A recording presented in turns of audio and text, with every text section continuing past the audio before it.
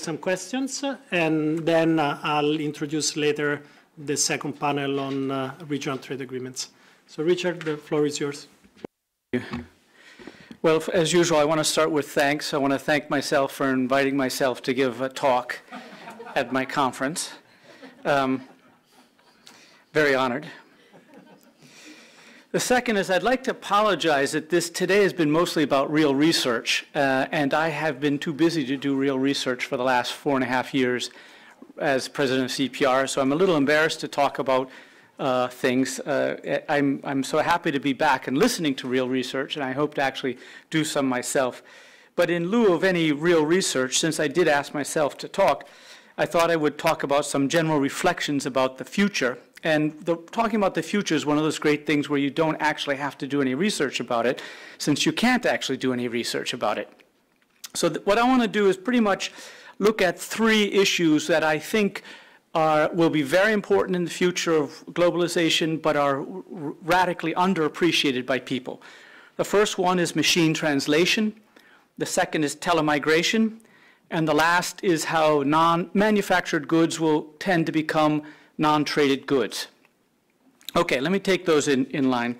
With this proviso, the future is unknowable, but it's inevitable. So even though we're making it up, we have to make it up because it's going to come no matter what. And I think there's a strong tendency to straight line the past, assume that the next 5 years will be very much like the last 5 years. But since we're in the explosive part of digital technology, things will be different in the next 5 years because we've hit the explosive part of the exponential curve, where the thing starts going up like a rocket. What I've called in some blogs recently the holy cow movement of digital technology. So I'm going to start first with my favorite underappreciated technology. Machine translation is no longer Star Trek. So how many of you have watched Star Trek? Everybody? How many of you watched it on TV? How many of you know what a TV is? No. Okay. Well, anyways, I remember I watched this episode was where they've been convicted of a terrible crime on an alien planet, and they're being tried, and since they couldn't understand the aliens, they have the universal translator. So they're talking in English, and the aliens hear them, and the aliens are talking, and they understand them. I was learning French at that time in high school, and I thought, how cool would that be? It exists today, right now, on your phone, on your laptop, on your tablets. Instant free translation, both verbal and written, exists, and it's pretty good. Now, just to give you some examples, Google Translate is very good. Many of you have used it. I managed to get from Tianjin to Beijing Airport by talking into this and having other people talk into this, and we had a discussion in Mandarin and Chinese without understanding anything. Skype Translator, it's an option on Skype. If you install it and click it, you can speak in English. The person on the other side hears you speaking Spanish, and vice versa. YouTube, you can click on the gear and you put auto-translate, and it listens to some foreign language videos, translates it automatically, and puts English language captions in real time on the video. If you use Microsoft Translator on Outlook, you install that, you can write your email in English, right-click, and it'll turn it into French or Mandarin or whatever you want. So this is not Star Trek. It happens right now. Now, the big breakthrough was that in 2016, the UN put on millions of hand-translated sentences into the 6 major UN languages, or official languages: French, Spanish, English, Mandarin, Hindi, and Arabic. So if you're in one of those languages, the geniuses at Microsoft and Amazon, and they have trained enormous machine learning algorithms to translate, and it got incredibly better than it was before. If you haven't tried it in 6 months, you should try it now. It's really completely different. Then the Canadian Parliament put online all the hand-translated debates in the Canadian Parliament between French and English. Then the EU Parliament put all the hand-translated translations in all the 26 languages, and the Commission put on a whole bunch more. So all you need these days is a big structured data set where the question is clear, the answer is clear, and they can fit an algorithm so it'll be very good. So, you know, if you want to translate a rap song, it's not going to work. But if you talk like a diplomat, English to Chinese is very, very good these days and getting better at an incredible pace. Now, just think about how revolutionary that is. If all of you in this room do a lot of traveling and you realize that language is a barrier to a huge amount of things. In particular, in trade, we frequently estimate that countries that share a common language trade 50% more than countries who don't. Now, this machine translation is not going to take that down to zero, but what if it lowered that by half? That means a 25% increase in trade among countries who don't share a language now, and that's an incredible amount of just real old-fashioned trade. I think that's completely underestimated. This is an enormous non-tariff barrier which technology is bringing down at an exponential pace. So just to give you what I mean by exponential, so this is the iPhone 10, and it is 2.5 times, came out in 2017, 2.5 times more powerful than the iPhone 6S, which came out in 2015. And that means that there was more progress in processing speed between 2015 and 2017 than there was between the 1960s and 2015. And between 2017 and 2019, there will be, again, as much progress as was made between the 1960s and 2017 in 2 years. So this is the explosive phase of digital globalization. So there'll be a goods impact for sure, and that one's relatively easy to see. There will also be an enormous impact on service trade, and I'd like to call it the global talent tsunami. Basically, there's an enormous number of highly talented, low-cost service providers around the world who are excluded from the world market because they can't speak good enough English or French or Spanish or whatever. Now they can. In particular, in China, there's an enormous underemployment of university graduates. Now all of them will be speaking good enough English or whatever. And that supply surge, which really came out last year and is coming out now, will eventually transform service trade quite enormously. The first one, by the way, I think this would be, if I was still in that kind of mode, I would have already organized graduate students to go out and run the gravity regression on the monthly trade from the CPB. And you have time variance because not all the language pairs came online at the same time, and not all are equally good. So you have variation by time and by language pair where you could identify the trade cost effect with the gravity equation. But I'm not in that mode anymore, but I would have already done it if I was in the old mode. But somebody who is in that new mode is Eric Brynjolfsson, the one from the second machine age. And 3 weeks ago, he released an NBR working paper where he showed that the trade and services on Upwork, which is an online freelancing platform, has already been increased by 17% over the language pairs that increased enormously in 2017. So all I'm saying is that this thing is totally underappreciated how it's going to change things.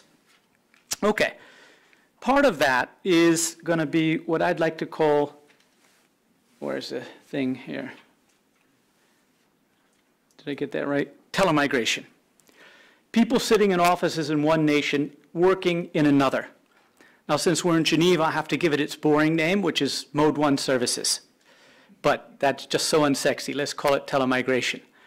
Or you could call it international telecommuting, or you could call it international freelancing. There are lots of names for it, international remote work. But basically, it is a reality in web development services already. So in web development, projects are relatively low budget, and they're always rushed, and they require teamwork. So you need the designer, you need the developer, you need the user experience expert, and somebody to knit it all together. A friend of mine works in Lausanne. He just fires up and he has screens with these people for Skype. They'll be in Pakistan or wherever, and they coordinate in doing projects very rapidly. In essence, they're telecommuting or telemigrating into Switzerland to do this job and then export the service somewhere else. And I just think that that will go mainstream. It won't be everything, but it's a lot cheaper, and therefore I think it will spread. let me just discuss why I am so keen on this one and why I think it's true. First of all, the economics will make it profitable, and the digitech is making it possible. So let me just do the first one, the economics profitable. So my basic view of globalization is that arbitrage drives globalization. And my apologies for those of you who in this room have seen this slide several times. I've tried to change the background, but anyways. So this arbitrage is constrained by three costs, trade costs. Well, actually, that's been done. The price differences in trade have largely been arbitraged away. Except for very few products, prices are relatively close to each other. The second one, the communication costs, led to the global value chain revolution, and most of the low-hanging fruit of that has been picked. In particular, it's important because real distance still matters. So let me just give you an example of that. This is all in manufacturing. Almost all the global value chain stuff is in manufacturing, and geography matters. So if you take the triangle between Beijing, Hong Kong, and Tokyo, each of which is 2,000 or 3,000 kilometers on the edge, inside that is all the manufacturing of Korea, Taiwan, Hong Kong, China, Japan. And did I say Korea? Korea as well. So it's 40% of world manufacturing, 1.5 billion people, and 40% of world trade. So that is the low-hanging fruit that got picked. If you go over to Europe, in a similar size area, you have 7% of the world population, 35% of the imports, and 20% of the manufacturing. That's with Central Europe. That low-hanging fruit's been picked. And if you go over to factory North America, 7% of the population, 18% of world imports, and 19% of manufacturing, that has also been largely picked, although maybe recently kind of unpicked a little bit. Or we don't know, maybe more, maybe less, we're not sure. But add those up, 40% in Northeast Asia, 20% in factory Europe, and 20%. That means all the rest is spread around the world. So geography actually matters, and in many ways, GVCs aren't done, but the low-hanging fruit is picked. But what is still left is face-to-face cost. So if you see price differences around the world for quality-adjusted labor, they're still enormous, very often 10 or 20 to 1 for nurses, doctors, accountants, tax preparers, copy editors, designers. Things that have internationally recognized skills are often 10 to 1 or 20 to 1. And the reason is because the face-to-face costs have prevented the arbitrage. Basically, for many, many services, you have to get the service provider and the service buyer in the same room at the same time. And the cost of doing that has allowed price differences to exist. Now, digital technology is not going to completely remove those barriers, but it is very, very rapidly lowering them. And I want to talk about three things in particular. 4 ways digital technology is lowering the barriers to telemigration. So domestic remote work paves the way. So many, many people in the United States and Europe have rearranged their lives, and their companies have rearranged their workflows so that remote workers can contribute in the service value chain process. So we're used to thinking about manufacturing as a value chain, but many, many service products also involve a value chain. Tends to be a little bit more spider-like than sequential, but there is one. Now, domestically, lots of people telecommute, say, a day a week or half day a week, and our companies are rearranging into matrix structures. They're adopting collaborative work platforms like Slack and project management like Trello, and using elaborate communication things like Business 365, but then also just Skype and FaceTime and things like that, to allow domestic remote workers to integrate. Now, once our firms have figured out how to slot in remote workers, it will soon occur to them that they could be slotting in foreign workers for 1/10 the price. Now, they won't be quite as good, and they certainly can't do everything, but they'd be a whole lot cheaper. So instead of having 10 New York City accountants doing the work, you have 5 New York City accountants with 10 assistants. And the whole of the 15 would be a lot cheaper than the 10. Probably even get better because you'd get some of the best Chinese or Nigerian accountants instead of the bottom of the pack to do the grunt work in the accounting office. So that's the first thing. The second is these online matchmaking platforms, which you may not have seen, but if you haven't, you have to look at them. The biggest one in the world is called Upwork, and it's supposed to go public this year or next. It processed over $1 billion of freelancing revenue last year, and it has millions of freelancers from over 100 countries registered in line across all sorts of things. Go on their website and you'll see testimonies of large companies, small companies, governments, micro companies hiring these people and having success with it. There's a Chinese entrant recently. Zubaiji is in Mandarin in China, and they've recently gone international with one that's called Witmart. But there's a whole competition in this platform. There's Mechanical Turk, there's Freelancer, there's Fiverr, there's a whole bunch of online freelancing platforms which essentially are doing what eBay did for goods trade.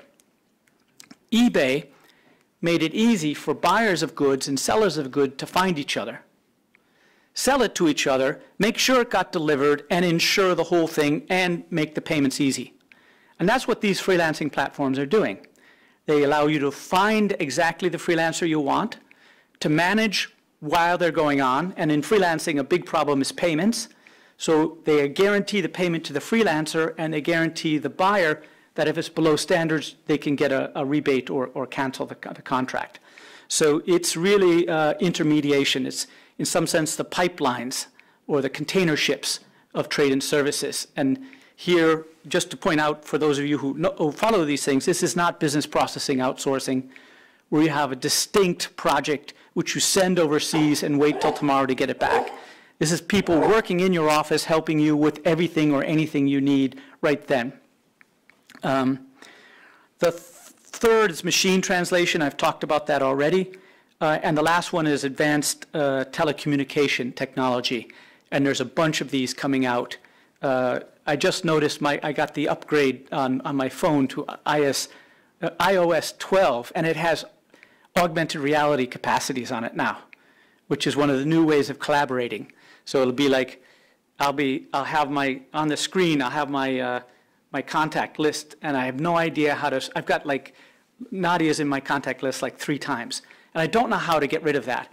But I could show somebody online, and for $5, they would tell me how to straighten it up. And augmented reality, you're pointing to things, and you share a screen, and you can augment it like this. That's just one of them.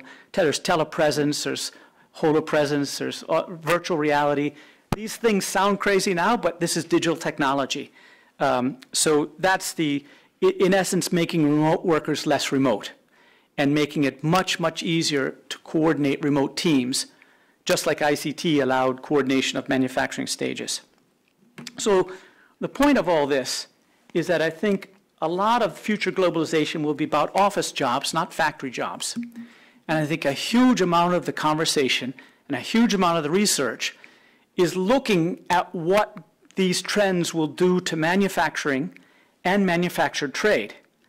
But I think that really misses the boat. In the United States, only 10% of the workforce works in manufacturing, whereas 80% work in services. So globalization is going to come to the service sector in the rich countries and be as disruptive, but just much faster, I think, and not factory jobs. And by the way, in case you wanted a cheery thought, the automation is also going for the service sector jobs. This machine learning and the white-collar robots. There's one in particular that you may not have heard of, but you should. It's called robotic process automation, which allows a replacement of workers who do repetitive tasks online or in an office. And it's basically like a sophisticated macro where, you know, you open up an email, you find out they want to switch this telephone number to that telephone number, who was their former provider. You scrape those down, you open up the accounting system and enter them in and change the number, and you go to another one, customer management relations, you enter that in. This does that automatically, and therefore can replace lots and lots of workers. So let me just, sorry, my alarm went off. Lastly, so that's 1 and 2, machine translation and telemigration. Now the last one is this. automation by lowering labor cost shares will make broader range of manufactured goods tradable but non-traded, with 3D printing as the extreme. So here's the, go back to what I said before, that the really big differences in the world have been arbitraged away by globalization, especially in goods. And the really big cost differences that are left are based on really large wage differences for more or less equivalent workers.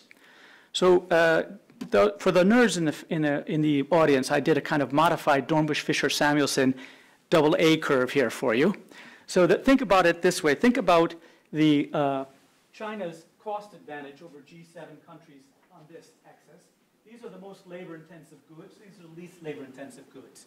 And so China's advantage is declining as the labor share declines. And what those two lines are is the cost of shipping out of China and the cost of shipping into China. Now, what that does is create a non-traded area. So in this situation, the ones on the left, China exports because it's cost competitive despite the trade costs. On the far right, it imports because the Germans are competitive despite the trade costs. And in between, there's a large range of goods which are manufactured, in principle tradable, but are made local production for local use. And in big countries, that's a huge amount of stuff. Now, let's think about what automation does here. What do robots do to this? What it does is flatten that curve. So the robots cost the same everywhere. As you get a lower labor share, the only real price differences on the cost side are labor. Therefore, it flattens the curve. And what you get is some formerly traded goods here become non-traded, and here as well. In principle, as we start to get everything automated, there's no reason to make anything except here. So automation, by lowering the labor share, will increase the amount of manufacturing goods which are made locally. So this isn't reshoring, this is not offshoring, it's localized production of manufactured goods. And there's a few famous examples like T-shirts in the United States or Adidas shoes in Germany. But that's, I think, a trend which is true and will have pretty important effects. So some people, this one is not as new, but some people call this transmission instead of trade, because ultimately somebody will come up with those designs. A lot of times it's customized production. You know, you order a particular type of Nike soccer boot with a particular color, and that information is going to Nike. They produce it locally, and they get it to you in 10 days for your whole team. That sort of stuff. So it'll still be controlled, but it'll be transmission, not trade. So that's one way of doing it. So I wanted to end with an advertisement for my old book, which is The Great Convergence, and my new book, which is The Globotics Upheaval, where I talk a lot more about this stuff. Will come out in January 2019. I'll just stop right there. Thank you.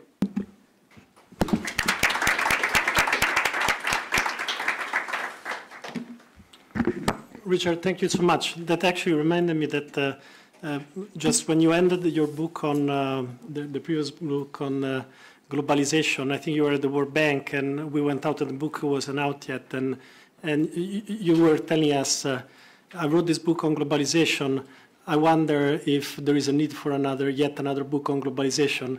And, and then the book became extremely successful, made it into the FT shortlist, and it's quoted everywhere. So I'm really looking forward to this other one. So we have just a few minutes for questions. I'll abuse my privilege and ask you a question right away, and then I'll take a few other ones. So just to, on the last slides on 3D printing, just to say something about some work that we're doing with Caroline Freund and Alem Ulabdic, a former student of yours, on 3D printing and trade.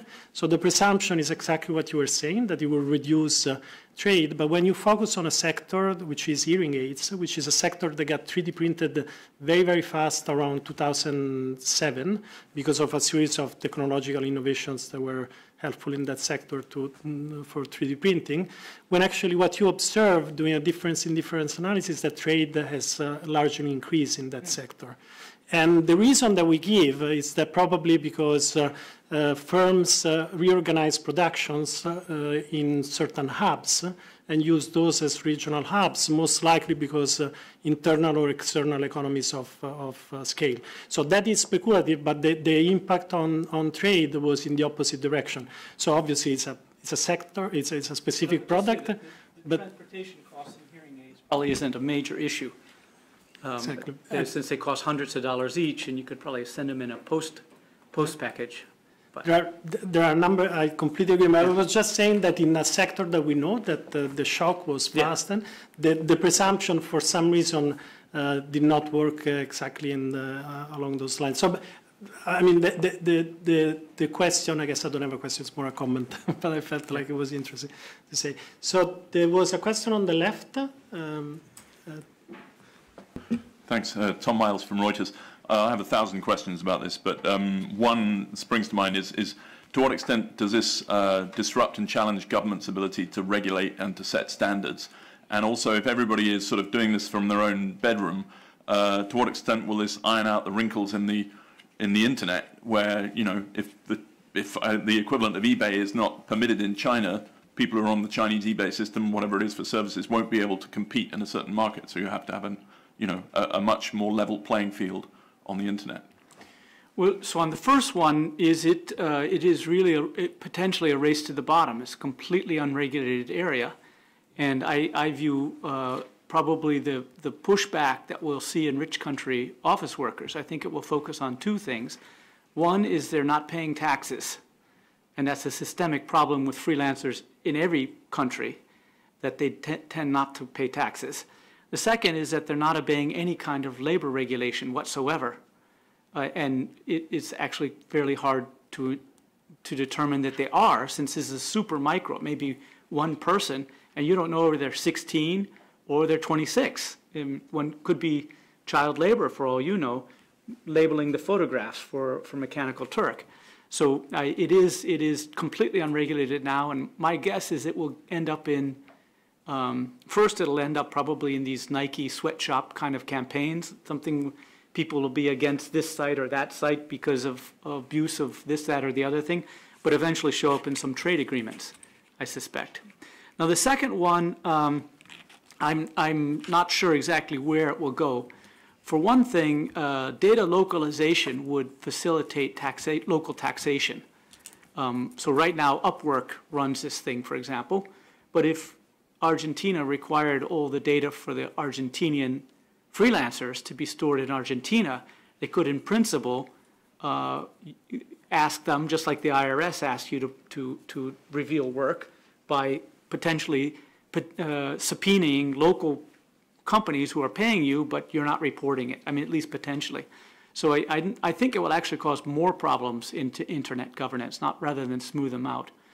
But on the whole, I've been painting this as a threat, and I think it is a challenge to workers in rich countries, but it's a huge export opportunity in emerging markets.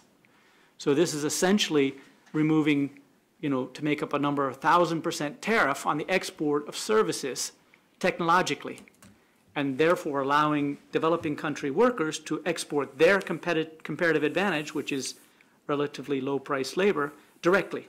And so for the emerging markets, it's a good story. For the rich country workers, for many of them, it's a bad story.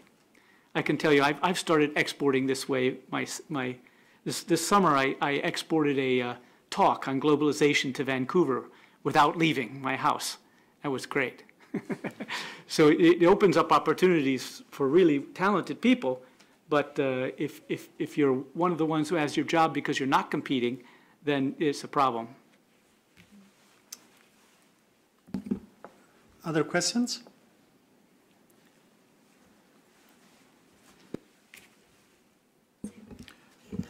Thank you very much. It was fascinating. I remember the World Fair in Tsukuba in the 1980s. And I was really looking forward to visit. And one of the innovations that was coming was the translating machine. But there was another thing that was incredible, that all the signs were exclusively in Japanese.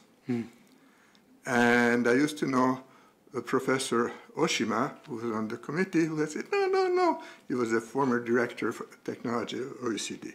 So language, nationalism in technology, I think is not going to disappear. So my question is, all this is very, this is the present and the future, but who is going to develop and diffuse the technology?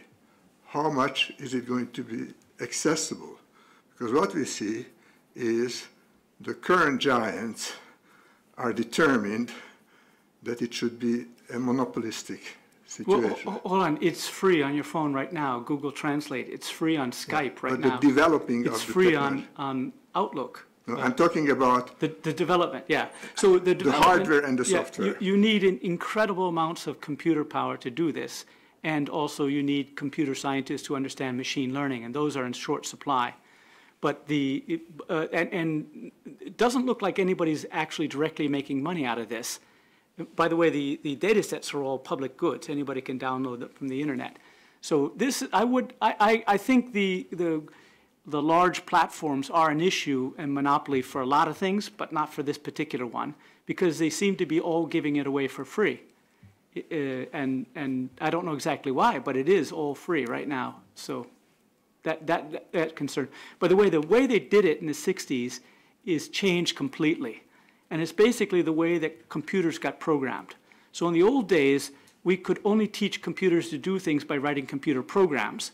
And that meant we had to understand our own thought process before we could do it. Now with machine learning, we do not understand how we're teaching algorithms to recognize cats. We just throw millions of images of cats and say yes or no, and it estimates an enormous statistical model which is too complex to understand, and it says yes or no. And it's the same thing with language. They're translating sentences at a time, not words at a time, and looking for context and grammar and stuff. They translate them sentences at a time, and since we've been throwing millions and millions of sentences at them, they're actually pretty good now. So that's why it's so different. There was a revolution in the way computers were programmed, basically. Anybody with the last question?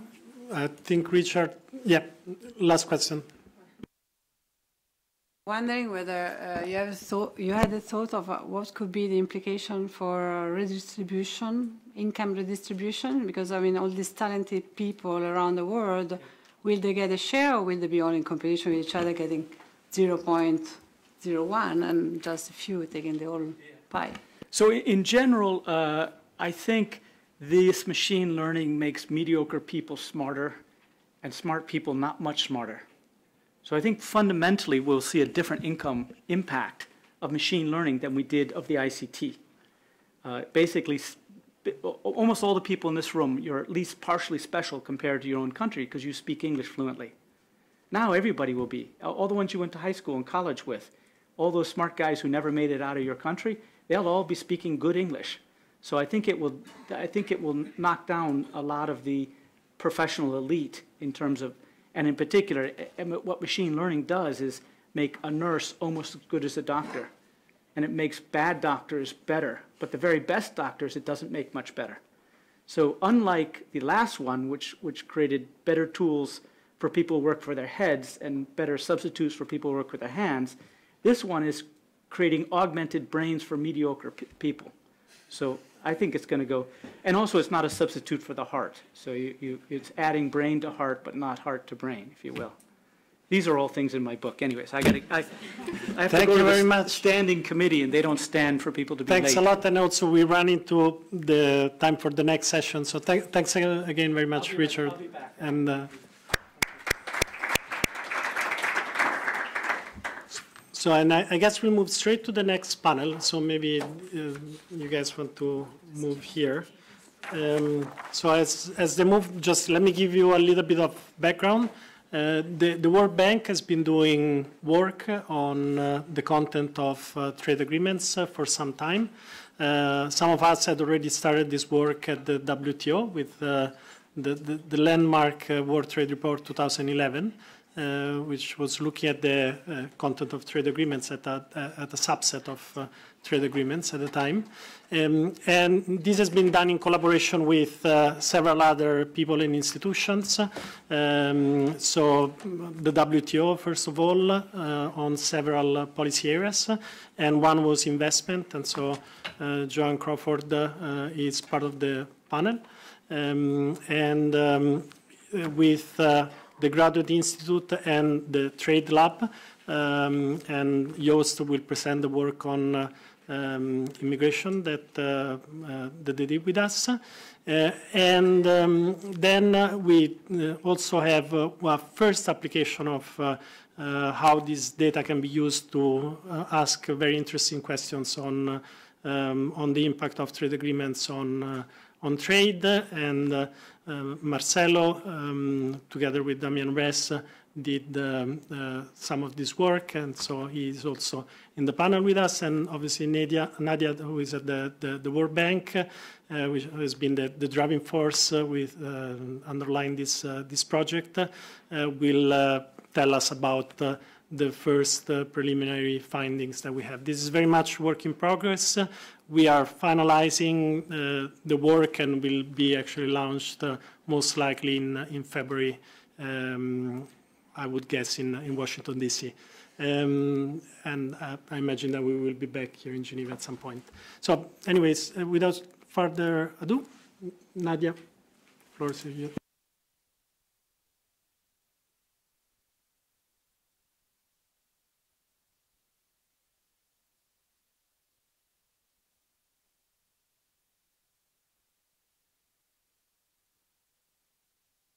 Speakers, do you want to come to the table, or you prefer to sit over there? Yeah, okay. Okay. You guys have a screen here as well, but do as you.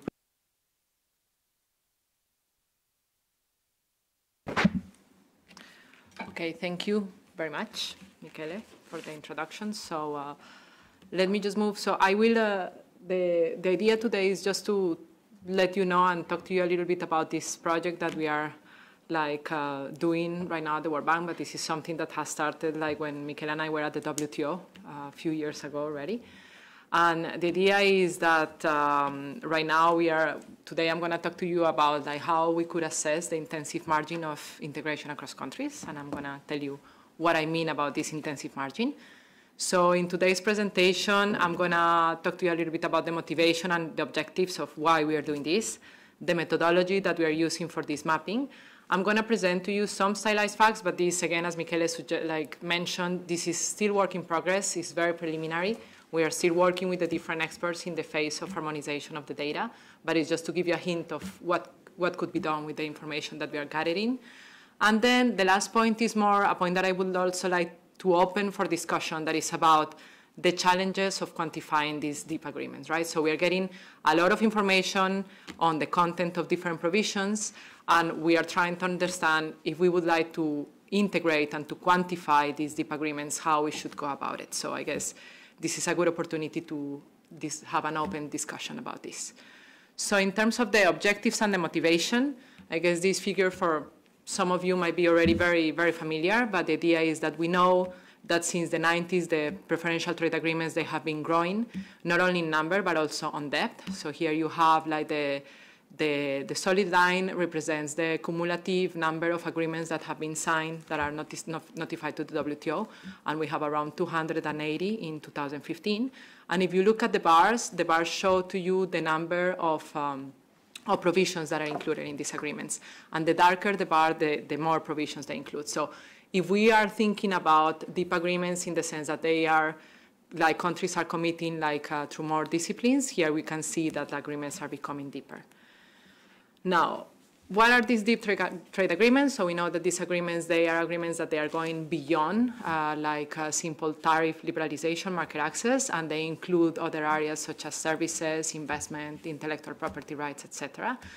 And why do we care about these agreements? So first, well, we just saw in the previous graph that they have been increasing. And then we also see that these agreements, they are not only helping countries to integrate with each other, but they are also having an impact on the way in which these countries evolve and the way in which they grow. Now, we believe that is very important, especially like in this moment of history that we are passing, that it's important to, like, that the commitments that countries are doing through these agreements is well informed by evidence, right? And that is also, it has as one of the main objectives, like, development instead of other factors. And also, but for all of this, if we would like to inform and like just to give more assistance to countries in the area of deep integration, the big problem that is faced by researchers and by policymakers is that there is a data gap in terms of like how to capture the different dimensions of these agreements. So from our perspective, we are trying to work on this, and the way we are responding is providing new data and new analysis as public goods for researchers, for policymakers, for practitioners. Then this is an engagement that we are doing together with other institutions. So as Michele mentioned, we are working together with the ITC, with OECD, UNCTAD, WTO.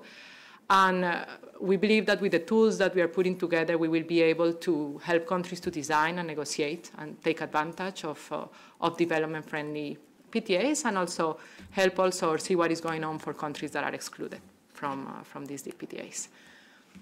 Now, in terms of the literature on preferential trade agreements, so there has been a huge literature on the analysis of agreements, of preferential trade agreements on trade, but usually this analysis focus on what we call like the shallow agreements. And in general, the problems that are always related with the data is that most of the analysis is considered like an agreement as a 1 or 0 dummy variable. Now, there has been some progress already in the kind of assessment of the content of preferential trade agreements. And over there, you can see like some of the initiatives that are taking place, but there are still some gaps. So in terms of what we have done at the bank and the next steps in terms of what we are doing is there has been already a database, what we call the extensive margin of deep integration, in which we made an assessment of the different disciplines that were included in agreements. So those are the 52 disciplines that are considered, and this is an analysis in which we see whether a provision is included or not in an agreement, and then whether it's enforceable or not. So this data set is already publicly available.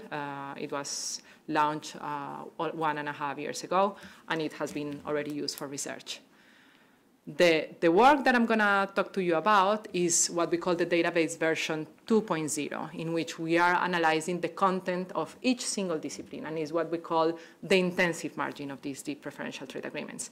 And here, so if you just look at this graph, you can have like we have listed in the horizontal axis all the provisions that are included in the preferential trade agreements. And among these 52 provisions, what we have done is we started working with the first 18 provisions that are the ones that have been sorted for like how frequently they are appearing in the agreements. So what we are doing right now, and I am moving to the methodology, is that we are working with experts in the different areas, because these are areas that are very heterogeneous. And what we are doing is we have been collaborating with them for the creation of, for the mapping of the content of these selected disciplines that are the disciplines that are most common across these agreements. So this is a work that we started already 1 year ago. And right now we have just got to a point in which the methodologies were presented by the different experts in a conference that took place almost 1 year ago, and now we are arriving into the final stages of this exercise. So just to talk to you a little bit about these templates that I'm mentioning to you. So there are two kinds of templates that we can see in this kind of project or exercise that we are doing. The first one is what we call the product level templates, and these are templates that usually apply for those kind of disciplines in which product level information can be gathered very easily. So the usual one is the preferential tariff information. So here we have collaborated together like with the WTO and the ITC in order to collect all the information that we have on preferential tariffs and most favored nation tariffs that are applied by countries. And this right now covers a very high percentage of world trade. So this is very useful already to understand like how much trade is taking place preferentially, for example. In the area of rules of origin, also we are working together with the OECD, and here again, like some of the analysis on the content of these rules of origin is taking place at the product level, and mainly like by single products, like the templates. What they provide is question on, for example, how the origin of a certain product is defined, or how are the origin criteria interacting between them. Then we have what we call, or what I call right now, like the regime-wide templates. For the other disciplines, usually we just move away a little bit from products, but what we are trying to do is for disciplines, for example, think about the area of technical barriers to trade, investment, labor provisions, environment. So what we are trying to do is we try to capture the specificity of the single provisions, but under what we would call a harmonized approach. So we have been working together with the experts. We have been having meetings and conferences together to try to understand certain what we call areas or sections in which like we could have in common across all the templates.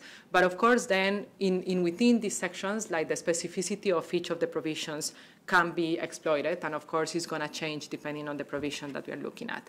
In general, what we wanted to do, and it was more related for the way in which the information that is gathered through these templates could be then quantified. What we are doing is that we were trying to assess all of this specificity with all 1 and 0 questions, what we call yes or no. So this was the work that the different experts did in order to put all the questions that could be answered as yes and no. In certain cases, though, like certain questions also would, like we also included the possibility of quantifying certain aspects. So I don't know if you're saying that there is a number of days that is allowed to notify a certain rule to the WTO, for example, and if like the number of days could be specified, that could also be added. But in general, we work with 1, 0, yes, no questions. Now, this is, I don't expect you to read what is in those tables, but it's just to show you these are 2 examples of the templates that have been provided, like the TBT and the labor template. And you can see that like the specificity and the granularity that we have within these templates, it allows us to see what are the commitments in the single disciplines.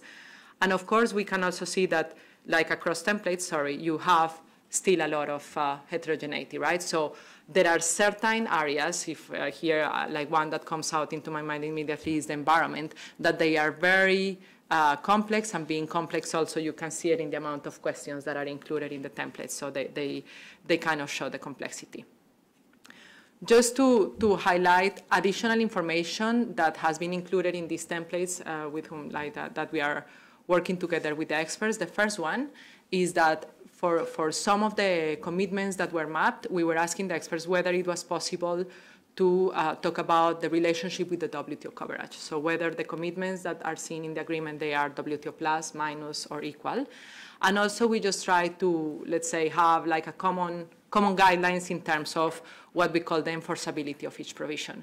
So here the enforceability of each provision, I don't know if you have, like for the people that are familiar with the previous data set, we follow the same methodology. So the provisions can be binding in terms of their legal language, but then, or not binding, depending again of the legal language. And when they are binding, we have different levels of binding depending on whether they have a dispute settlement and how also the disputes get solved across the countries. Then other additional information that was requested is also in the area of discrimination. So when we have the simple commitments, whether those, for example, would be applied in a discriminatory way or they would be de facto MFN, so non-discriminatory. And in certain cases also we ask the experts to work up, like to try to define whether certain commitments were either specific to certain sector or were excluding other sectors. So the idea is that here, in certain cases, it's possible just to gather the information or to get the information at the sectoral level that would be useful later on for research. And here, for example, I'm just showing an impact of TBT provisions in which there are, although the majority they apply across sectors, you can see like some of the commitments that they sector specific. Now, I'm going to show you just some stylized facts, but as I tell you, this is very preliminary and incomplete. It's just to open a little bit your appetite to work with us on this project. So the first one is more related on market access. So here is working with the information that we have at the product level on preferential tariffs and most favored nation tariffs. So here, for example, what you can see in this kind of diagram, what we are trying to show is that preferential liberalization, it has widened it has freed trade an additional 28%, more or less. So we have that already around 42% of trade is taking place like duty free, and then we have that an additional 28% right now has been freed, like it's traded, let's say, or products are traded duty free zero through preferential trade agreements, and we have that only 5% of trade that takes place across PTA members has tariffs that are subject to positive preferential rates. If we just look across countries, so here what we are showing is the liberalization. You have the two dots, the MFN and the preferential tariff. The MFN, the red one, and the preferential tariff is the green one. So you can see that already, like more than 2/3 of countries, they have, this is on average, of course, like decrease their tariffs to less than 5%. But of course, there are still some pockets of protection, and usually those pockets of protection are taking place across developing countries. Now, when we think about like the graphs that I showed you before, here we are just talking about preferences in theory, right? So we are just assuming that preferences are fully utilized. But with all the information that we have, like from the other data sets with rules of origin, for example, preference utilization, we can just pass from preference in practice to, from preference in principle to preference in practice. And we can see, in fact, that first of all, if we think for example, about the utilization of preferences, there is heterogeneity across sectors on the utilization of preference, and there are some sectors in which, although there are preferences that are granted through the PTAs, they are not fully utilized. And here you have this example from the work from our WTO colleagues. And this is for another table that I extracted from the work that the people from the OECD has done in the area of rules of origin. And here what they are doing is that they are sorting the products depending on the amount of product-specific rules that they have, like how stringent these rules are. And what was interesting is that sometimes the sectors coincide with the one that we saw just previously on preference utilization. So the idea is that here right now, I guess this is something that we have always been talking about. You know, we talk about the preferences, we ask whether they are utilized or not. But right now, with the information that we have in our hands, I guess that we can really kind of assess the story that we have in our heads to try to test really how stringent our rules of origin are they having an impact, for example, on preference utilization. Now, if we just go beyond tariffs, this is just to show you what is coming out from the different data sets that we have that we have already clean. So in the area of labor provisions, for example, we know that countries there is heterogeneity in terms of the countries that are including these labor provisions in their agreements, and this also happens in the case of visa and asylum. And when we think about the coverage, for example, so the number of commitments that are included within a certain discipline, we can see that over time, and here I'm giving you the example of trade facilitation and TBT, they have been increasing over time across agreements. So in general, the agreements tend to, in a certain discipline, tend to include more commitments. Here I'm talking just about coverage. I'm not making any assessment on whether what is included is deep or not. Now, the information that we also have in our hands can be useful to assess whether there are what we call families of PTAs. So this is something that, for example, it was previous research that we were doing at the WTO with Roberta, and we were seeing that when you just look the content of the agreements, the TBT agreements, and you compare the US and the EU, usually they have different ways of integrating. So the integration approach usually for the EU tends to include harmonization, when the United States is more mutual recognition. And also, if we think about trade remedies, a similar factor happens in terms of like how there is this new pattern of prohibiting this anti-dumping and countervailing duties, the rules, and usually this is something that happens very commonly across EU agreements, but this is something that is not that is not taking place for the US, for the agreements that are signed by the US. Now, the challenge of quantifying deep agreements. So as you have seen, like we are working with different, with multiple areas and sectors, and these areas are very heterogeneous. So it's very difficult to find an indicator that could like just put everything together. We can think about different ways of like thinking about an index. We can think about a market access index, a welfare index, but then whenever we just have all of these variables, what we can see is that the relationship also between these different indexes that one could think about, given also the nature of some of the disciplines, it can vary across the different measures, right? So if you think, for example, if you are talking about like in certain cases, the measures can be positive for tariffs, but they can be negative when we are thinking about environmental standards, or sometimes they could be ambiguous for intellectual property rights. So how do we do when we just are trying to quantify like these deep trade agreements? So ideally, one would think about these estimated measures in which if we think about a trade restrictiveness index or an overall trade restrictiveness index, we should be able to put all the disciplines together and just try to assess or test what would be the impact, for example, in outcome variables such as trade. Now, the problem is that in the regressions that we would be using to do this, like we have some like limited degrees of freedom on the right-hand side to be able to include all the variables, and then also on the outcome variables, if we think about services, for instance, we would have like also the granularity of the information is not very good in terms of services data, for example.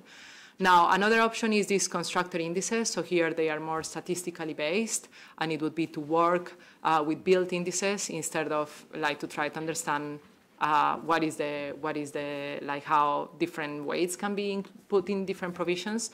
Now the issue is that sometimes these statistical indices, they don't provide like the real impact. So one option would be try to validate the results that are coming from that exercise with the experts with whom we are working.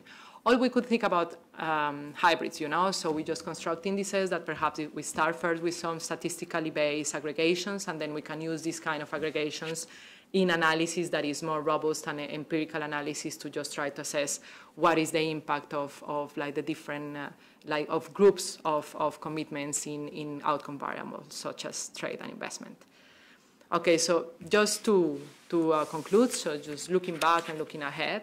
So we have the work done. So we have done already this data set on the horizontal content of PTAs.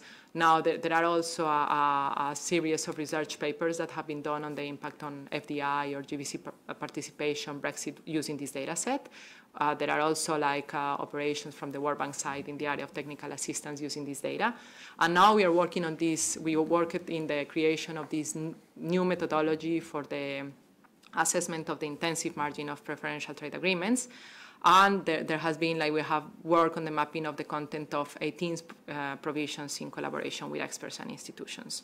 So we are, like, in terms of the way forward, we are working right now in the harmonization of these different data sets that have been provided, and we hope to have, have them, all of this information available online and free around, hopefully in the spring next year. Then we are right now working in the quantification, as I was telling you, like this challenge of how quantify these agreements. And of course, the next agenda is all the research that could be done with this new information in our hands. So let me stop here. Great. Thank you very much. So I think we can postpone questions to the end. So the next one is Marcelo Larraga from the University of Geneva. And Marcelo will talk about labor provisions in deep trade agreements. It's over there. How do I put it up? They will put it up.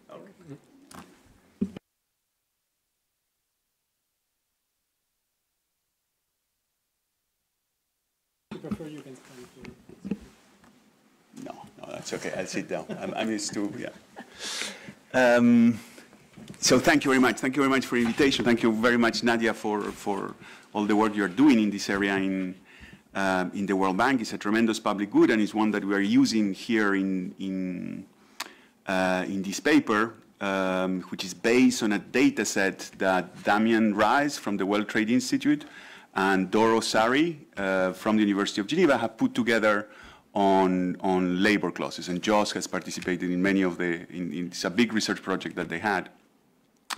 And what we're doing here is using this information on labor clauses in trade agreements.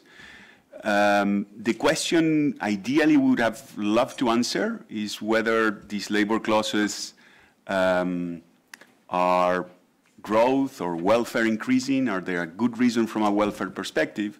But we stopped short of that question to ask a much more modest question, which is whether the labor clauses in trade agreements increase or decrease trade, or as we put it in the title of the paper, whether they should be considered as protectionist and therefore a tool that decreases trade, or as worker protection that defends the rights of workers. And I'll get back to this worker protection aspect a little bit later.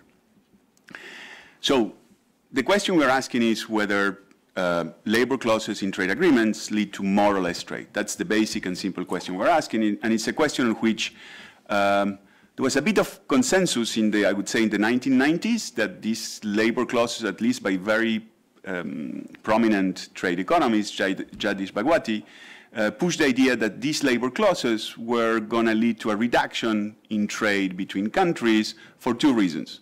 The first one was that the labor clauses were going to be used as protectionist tools by countries in developed countries against exports from the South. And the second reason was that these labor clauses, by making the hiring of labor more costly in the South, will reduce the comparative advantage of Southern countries and therefore lead to less exports of Southern countries to the North. This second line of reasoning is one in which I have a strong problem, but I have no evidence to give you today yet. Because implicitly it's telling you that you shouldn't put these labor clauses in the South or in the trade agreements that the South is going to sign, because the South has a comparative advantage in child labor, worker exploitation, and all these worker violations, which cannot be the way the South wants to develop. If you are basing your development strategy on exploiting your comparative advantage in child labor and exploitation of workers, this may be good over the very short run, but it's definitely not a good development strategy in the medium and long run. So it's an argument that I have a little bit of difficulty grasping. On the other side, there has been more recently arguments and evidence that labor clause in trade agreements or labor standards can lead to more trade, to more production in the South. There is work by Brown, Dehija, and Robertson in Cambodia. There is work by Schrank in Dominican Republic that shows that as workers' rights are more respected, firms become more productive. They produce more. So as you treat the workers more fairly, you will have more production. So this will suggest that you are going to be, by respecting labor standards, increasing trade. There is also evidence that increases on the demand side of the argument that as you respect labor rights in the production of goods and services, there's going to be more demand, not only in the North, but worldwide, for the goods that you produce, because consumers are becoming more and more conscious about the way goods gets produced. And that's, Diallo has a report on this, and there are papers by Greenhill and co-authors. So we are not focusing on labor standards on workers' rights in general, but we are narrowing down to the notion of labor standards in trade agreements. Why is this an interesting question? Well, it's a growing phenomenon. As you can see here in the graph, you have the number of trade agreements between 2001, I think, and no, 1991, sorry, and 2014. You see this rapid increase in the number of agreements. Nadia showed you some evidence. And the darker blue line is the number of agreements with labor clauses. So we have today that are somewhere around 40% of trade agreements do have some sort of labor standards. Now, not all these labor standards in trade agreements are going to be as binding as some of us may want them to be. So the large majority of these labor clauses in bilateral trade agreements or regional trade agreements have no teeth. So they don't have an enforcement mechanism. So as Nadia was saying, they don't have judiciary adjudication in the case of disputes. They don't have a dispute settlement body. And they don't have punishment for deviations. So a large majority don't. And they, another aspect in the area of labor standards that is interesting is that it's not only these labor clauses are not only about enforcement, they're also a lot about cooperation. So where there is institutional cooperation between labor unions, between governments in the area of labor regulation, exchange of information, and this is done in an institutional way within these trade agreements. So this is another form that they take, and if you think it's a oversimplification by far, and if Damien was here in the room, he will tell me, Marcelo, shut up. But you can probably divide the world into the US type of trade agreements in which there is a lot of enforcement. That's the way they go deep in these kind of agreements. And the EU type of labor clauses, which are much more about cooperation. This is not perfect, but it's I would say, an okay simplification. So what you have in this graph is we divide the type of trade flows between South-South trade flows. That's the first column you have there. And you see that in most trade agreements in the South, if I stand up, you can hear me. So I have to choose. So so on the left, you have the South-South trade agreements, and you see that most trade agreements between developing members do not have any labor clause in their agreements. And then if they do, it has no teeth. There is neither enforcement nor cooperation. So the darker blue is very, very small in these South-South trade agreements. If you go to North-North trade agreements in the middle, North-North agreements, you see that there the share of labor clauses in these trade agreements is much larger. So we are around 70% of the agreements have some sort of labor clause. Now, the vast majority has no teeth. Again, the sort of darker blue in the middle of that bar is agreements without enforcement and without cooperation. And then you have agreements in gray with only enforcement, in darker blue, which is the line just below, with only cooperation, and then in really dark blue is both cooperation and enforcement in those agreements.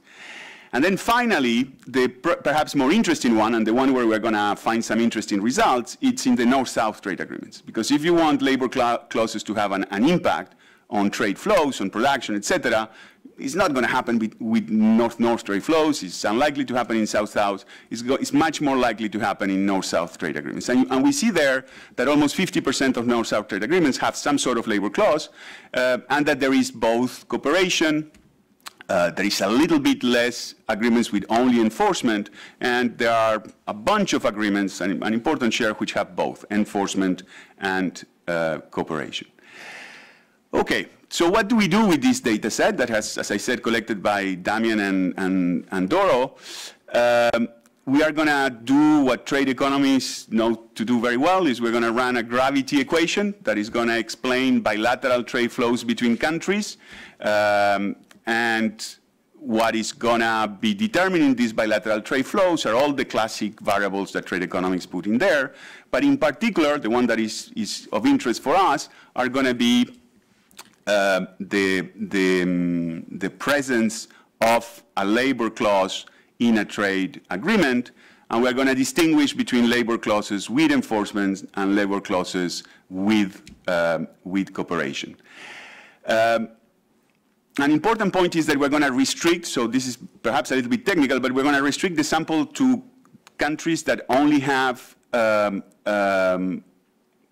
trade agreement between them.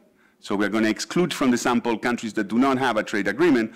And this is done to simplify our empirical exercise, but it's also done because we're interested in a particular question. It's not what is the increase in trade that having a labor clause will create.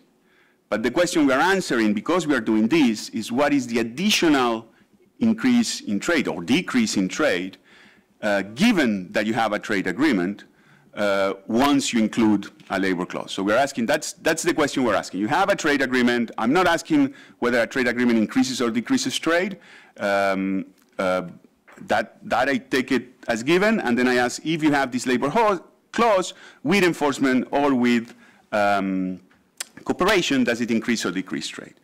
And so, again, technical, the problem with this is that because we are focusing on countries that have a trade agreement already in place, we may have what statistically is called as an endogeneity problem. We have a sample selection bias, potentially, and therefore we need to instrument the presence of a labor clause in these trade agreements. And what we are going to use in order to explain why some trade agreements have a labor clause, we are going to use 3 variables.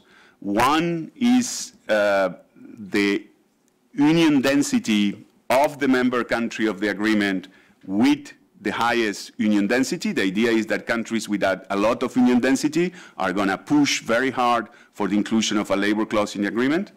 We are also going to use a measure of how leftists, this is political scientists doing this, how left-leaning is the government, and we're going to use the measure of the country with the most left-leaning government, again, with the idea that these countries are going to push for labor clauses, and then a measure that is used by political science on the strength of labor in economic relations, which is by Rudra in 2012, again, with the same idea that if labor is very powerful in one country, then it's going to lobby for including labor clauses in trade agreements. Okay, so what the estimates show, so you forget the rest. The only thing you should care about is the first line, which is in darker gray. And the first column gives you the results. So as usual in econometrics or statistics, when you have stars, that means that the impact is different from 0. So the impact is something that is not non-existent.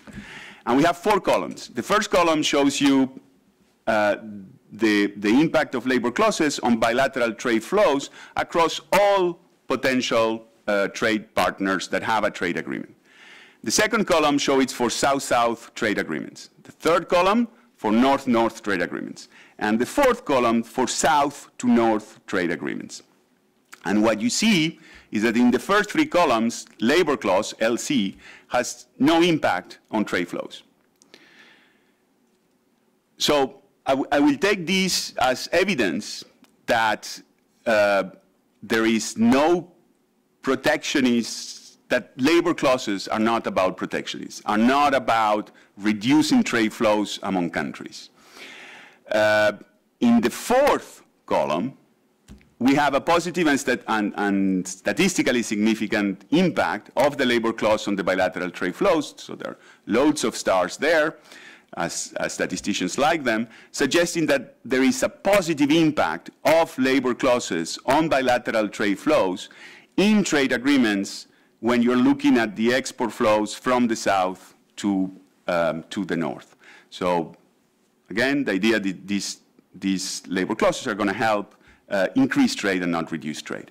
And then we disentangle, just focus on, this is all on south to north trade flows. So you see stars everywhere.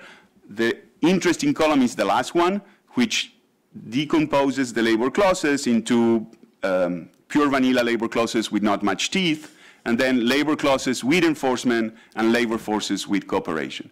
And what we see is that the pure vanilla labor clauses has a positive, but there are not many stars out there, so it's not a strong impact of these labor clauses on trade flows, and the coefficient is relatively small. And when you look at those labor clauses with teeth, those with enforcement and those with cooperation, it seems to be that what is driving the positive impact of labor clauses on trade flows are those labor clauses with cooperation and not the labor clauses with enforcement. And I'll stop here because I know we're running out of time. Thank you so much. So next is Jos Paulin, here from the Graduate Institute. And in the context of Trade Lab, we started collaborating on visa and asylum provisions. And the floor is yours.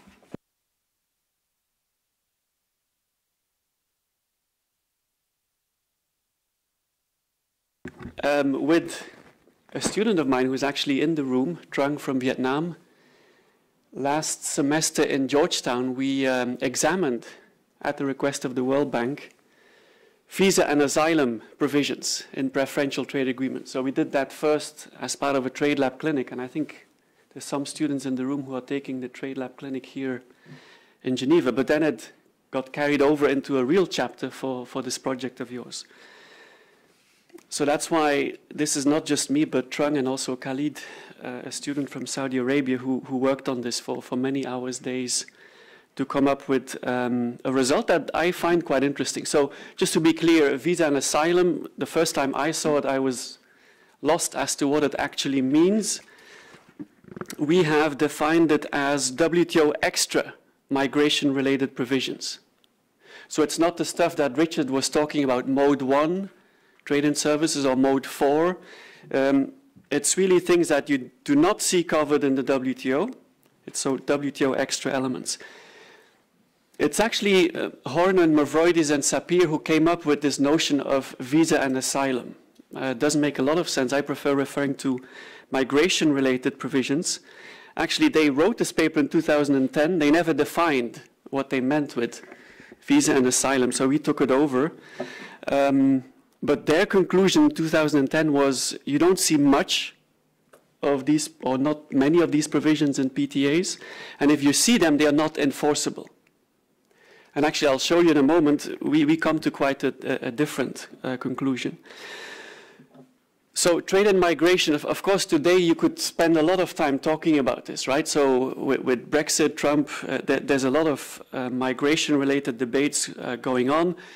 None of us are economists, but we do understand that you can think of movement of people in very much the same way as movement of goods or services, that in economic terms, movement of any of these factors would have the same impact on prices or wages, right? So that seems to be an accepted paradigm of economics.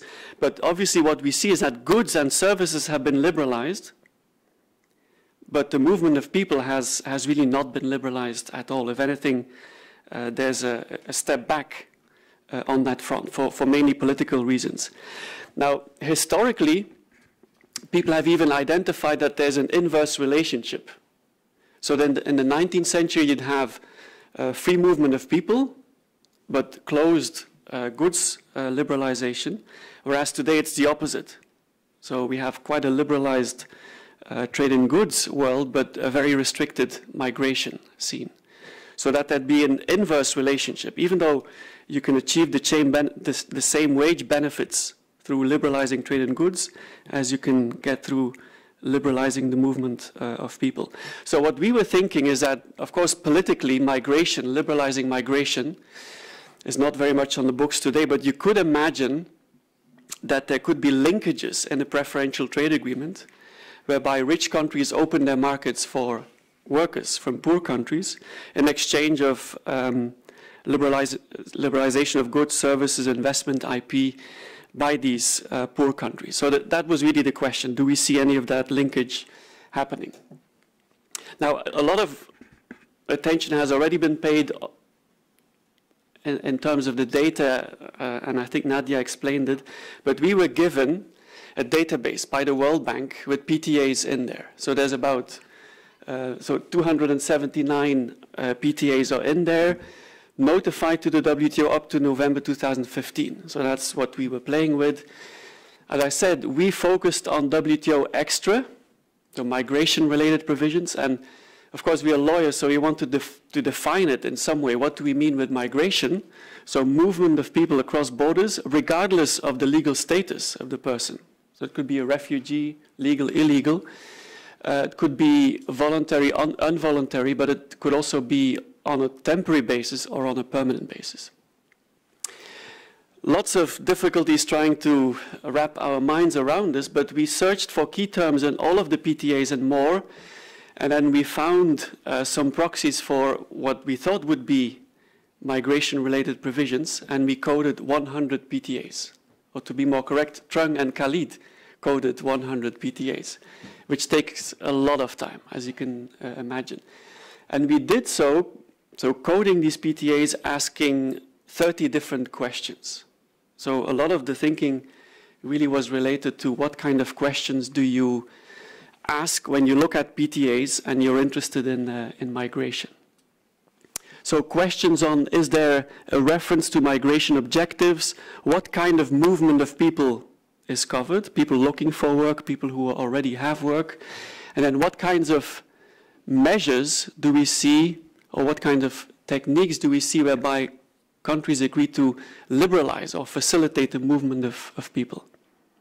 We looked at exceptions, and we looked at how any of these provisions link up to other migration-related documents. So migration is mainly regulated through bilateral agreements or through, the Refugee Convention or elements of that type. So the thing that we then also did was, for each of these 30 questions, we answered yes or no. So is any of this in the PTA? We included the provision or the annex, because, by the way, we did also code all of the annexes or the protocols to the PTAs. And then we checked enforceability along the lines of what Nadia was explaining, and asked the question whether what is promised in the provision, could you exclude countries? In other words, could you limit the concession to just the PTA parties, or does it almost automatically work on an MFN basis?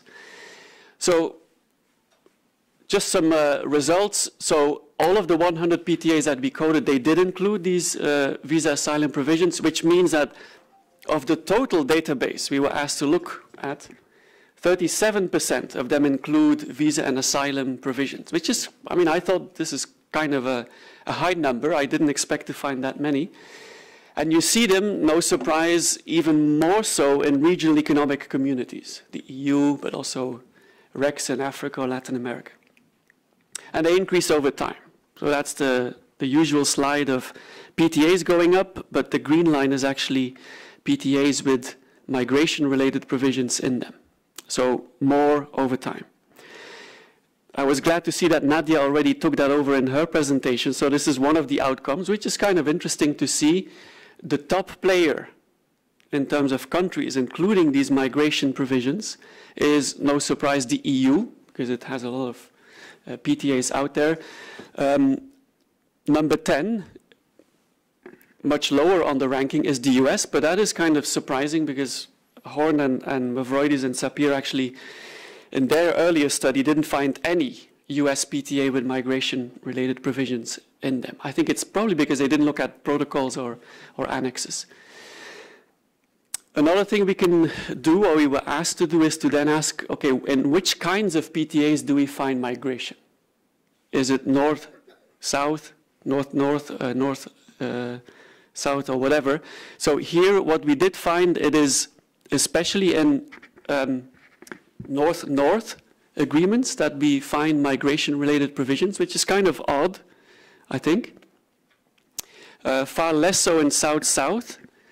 And relatively speaking, so of all the PTAs we were asked to look at, 44% of north-north include them, 29-15 if you look at other types. Now, we work mainly in WTO classification, so this is the World Bank classification. If we turn that around, if we use north-south WTO classifications, the picture is very different. And I tried to explain that to Nadia and others, but we were pushed, stick to the World Bank classification. It's just an example of how you come up with something very different if you take a different classification. So north-north all of a sudden becomes the minority rather than the top number. So types of movement covered. What kinds of movement of people do we see covered in these PTAs? We asked all kinds of questions, 11 in total. Bottom line is, no surprise really, mainly investors moving. So we didn't include service suppliers. And then dependents was something that came up often. Not a surprise to trade people, but if you do want to look at migration, very few of these PTAs deal with refugees or undocumented migrants or address issues of nationality or citizenship, right? So the standard migration issues are really left out. If we do talk then of migrant workers, people looking for work or residency, not very often covered, and actually that is on the way down. Over time, less covered than before. And this, again, asks the question, what kinds of PTAs do you find these types of provisions? Now, how is the movement facilitated? Again, lots of questions we asked, and bottom line is that the movement is really facilitated in more of a procedural way. So you'd have the facilitation of immigration procedures, allowing for online processing, expediting the procedures, limiting the fees, and a bit of mutual recognition as well. So that's something we see the most, and it's also on an upward trend. In very few PTAs you find things like electronic visas or visa quotas that are promised in a PTA. And what is interesting is that of the 8 PTAs that include promises of visa quotas, 4 of them are US PTAs. So if the US does anything migration related, at least until recently, it was with reference to visa quotas. So all of this is really at the granular level, very detailed, checking what do we find also in what kinds of PTAs. Now, in terms of exceptions, lots of exceptions are mentioned. So you may see a liberalization of migration movements, but then exceptions are explicitly included. For example, making it very clear that none of the PTA provisions deal with employment on a permanent basis. So you see this very often, and if anything, this is on the rise. Temporary safeguard measures to bar entry of natural persons, a bit what Switzerland has been doing recently. This is actually on the way down, I think because you see fewer PTAs that really liberalize movement of people for real. For lawyers, I think a quite interesting finding is that you may think migration, you want to cover this in some kind of a systemic way with reference to the bilateral MOUs on migration or multilateral agreements on refugees trafficking. PTAs hardly ever make these references. So they really deal with these things in isolation. What else did we come up with? This is, again, quite interesting. So most people would think a bit what Marcelo was explaining in terms of labor provisions, that if you find it in PTAs, it wouldn't be legally enforceable. Actually, we found kind of the opposite. Depending on the provision, you will see, I have a hard time looking at the colors from here, but you'll see that what you see in red over there is stuff that is only best efforts. And there's not much red on the screen. There's a lot of green on there, which is binding without dispute settlement. So it is legally binding, but without dispute settlement. But there's a surprising amount of purple, which is binding with dispute settlement, state to state. So a lot of these migration-related provisions are actually subject to dispute settlement, binding dispute settlement. And 60 of the 100 PTAs we coded actually include trade sanctions for these migration-related provisions. At the same time, and this is something you see repeated very, very often, they will precondition that state-to-state dispute settlement not on a simple violation, but on a pattern of practice of non-respect for the provision, and precondition it also on a prior exhaustion of domestic remedies, which normally in trade agreements you do not find. Then the last finding, not really surprising, as you may know, so in deep PTAs you see a lot of stuff that countries promise to each other, but that functions on an MFN basis. If I promise to publish my regulations, I can't do that on a bilateral basis. It benefits everyone. Most of these visa and asylum provisions are actually excludable. In other words, you can give them on a bilateral basis. For example, if I have a visa quota, it's limited to the PTA party.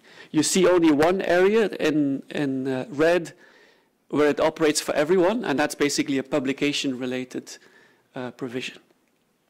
So really, in conclusion, to my surprise, lots of PTAs actually deal with visa and asylum, 36%. Upward trend, especially since 2000, but really not for the stuff that matters. Migration, migrant workers, residency. So in terms of who is dealing with this, it's mainly the EU and mainly North-North, which is surprising. You would expect migration, you can create welfare, especially in North-South PTAs, but it's mainly North-North, far less. So the US is engaged in this, and very few South-South agreements deal with this. If it's in there, it's focused on high-skilled and temporary movement. So again, not the kind of migration we would hear about in the news, and it's facilitated in a very thin manner. Immigration procedures, mutual recognition, not so much, real movement of people or visa quotas or addressed. So at the same time, if it's in there, even though it may be thinly dealing with the issue, relatively high enforceability, and they are largely excludable. So you can really do this on a bilateral basis. So I would conclude by saying that PTAs have actually a surprising number of provisions on free movement of people, but it's very limited in the types of movement they cover and how they liberalize it. And for sure, it's not regulated in a systemic fashion, really linking up with other migration conventions. Thank you. Perfect. Thank you very much, Joost. So now we have Joanne Crawford from the WTO. Actually, while she comes on this side, let me take this opportunity to thank our WTO colleagues because in this project we had several contributions. Roberta Piermartini, Roini, Archaya came to give comments when we had the conference in Washington, D.C. I think I saw Alberto Snago that actually was the lead author of the first database that we did. And so this is very much appreciated. Obviously, we were at the WTO at some point, so we're all friends, but friendships are not taken for granted. So it's we're very happy of this collaboration. Thanks, Michele. So I was asked to contribute to the project with regard to investment provisions in preferential trade agreements, or I tend to call them RTAs in my day-to-day job, so excuse me if I sometimes use that term instead of PTAs.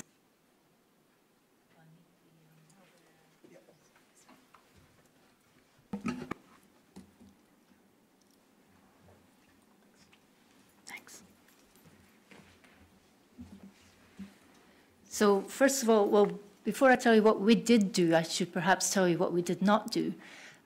We looked only at the legal text of the agreements themselves, principally the core legal text. We did not analyse the lists of non-conforming measures, nor did we look at investment flows. So that might be something that could be considered for the future. So basically, we had a list of 230 PTAs, and we looked through these and found 111 of them, so just slightly less than half, that contain substantive provisions on investment. So we then focused our analysis on these 111 PTAs. And we constructed a matrix or a template of 57 investment provisions using strictly a bilateral yes-no approach. The analysis focused primarily on provisions that are found in the investment chapter, but we do recognise that some investment-related provisions may be found in other chapters. So, for instance, Mode 3 services provisions are found typically in the Trade and Services chapter, and some of the social and regulatory provisions that we looked at are often found in more general cross-cutting chapters, and we did not look at them. That might be something, again, that might be work for the future. But if we found these specific provisions in the investment chapter itself, then we categorised them. The study itself draws on some previous work that was done by my co-author, Barbara Kochvar, back in 2009, when she looked, I think, at a total of 50-odd agreements, and also some work that appeared in the WTO staff working paper that I myself was also involved in that dates back to 2016. So we took these 57 investment provisions and grouped them into 6 broad categories, and I'll talk about each of these in turn. First of all, there was a scope and definitions. investment liberalization commitments, investment protection, social and regulatory goals, and institutional framework and transparency, and lastly, dispute settlement.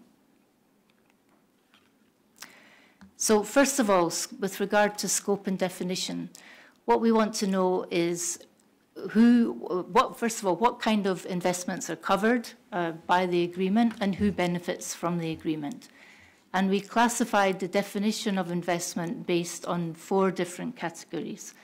The first category that we found is a so-called asset-based definition of investment. This is a definition that comes or has been carried over from the bilateral investment treaties, where they often talk about every investment based on every kind of asset. The second one that we found is this so-called enterprise-based definition that is really geared towards the establishment of a business enterprise. This was the definition that was used, for instance, in the NAFTA agreement. And it's also the definition that's been continued to be used by Canada, for instance, in all of its PTAs.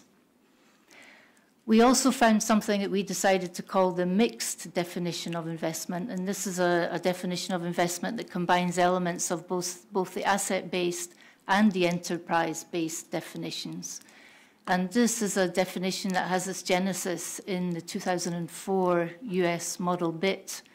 The US has used this so-called mixed definition in all of its PTAs since then, and a number of other countries, both in Latin America and also in Asia, have started to use this definition. It's the most commonly found one of all of them.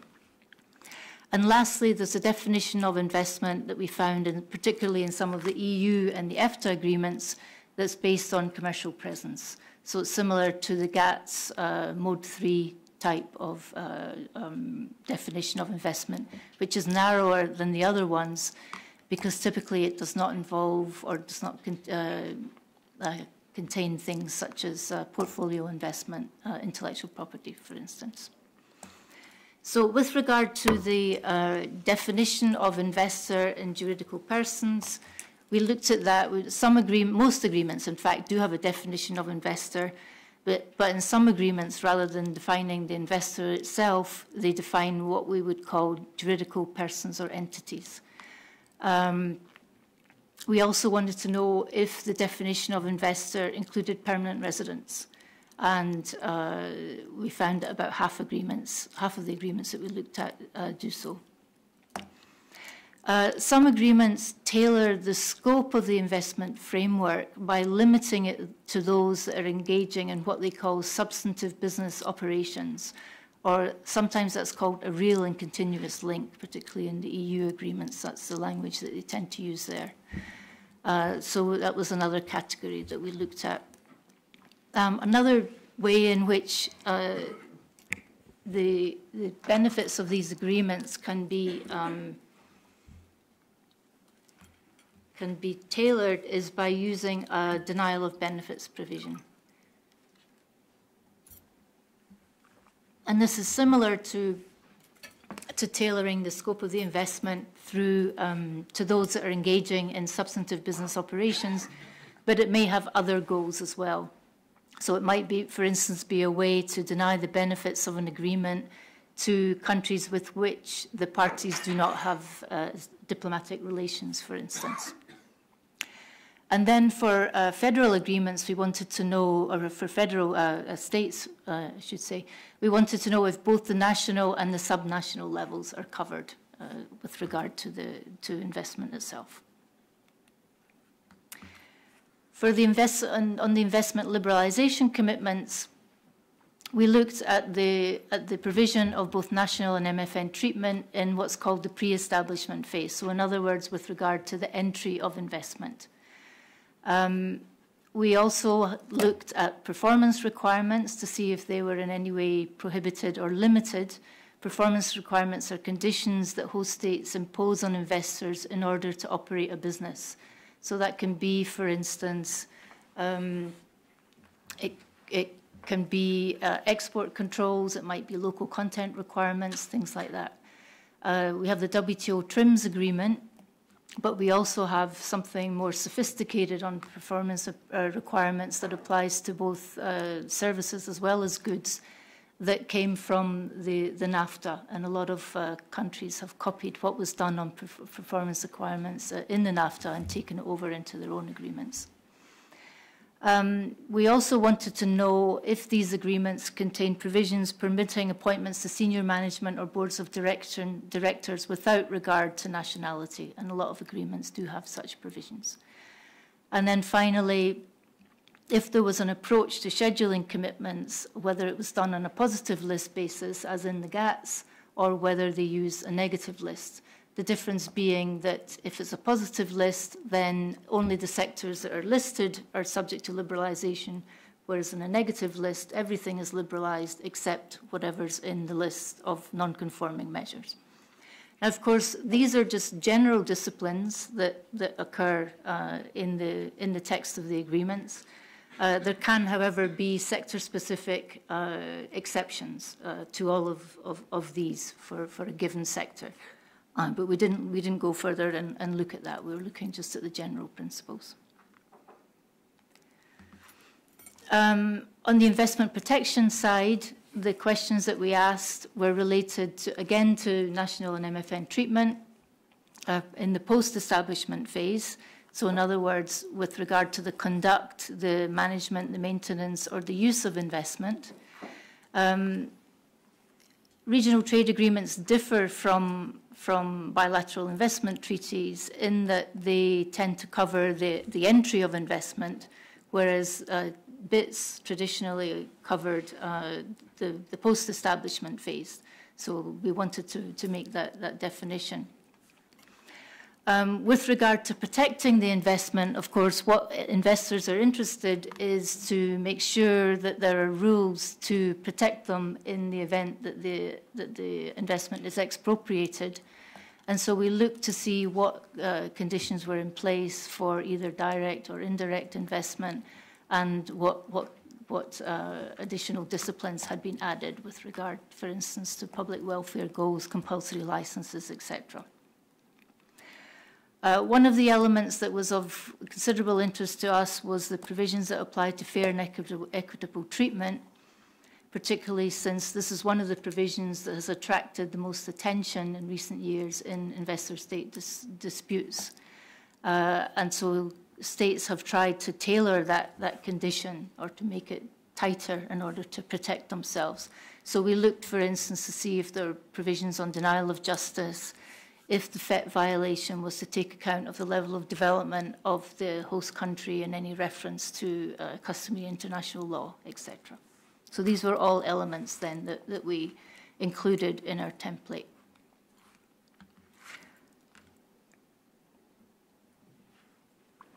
For the social and regulatory goals, as I mentioned, this is a cross-cutting issue. I'm not sure if there was a paper that was done on this in its own right, but certainly these are questions that could be considered across the broad horizon of the agreements.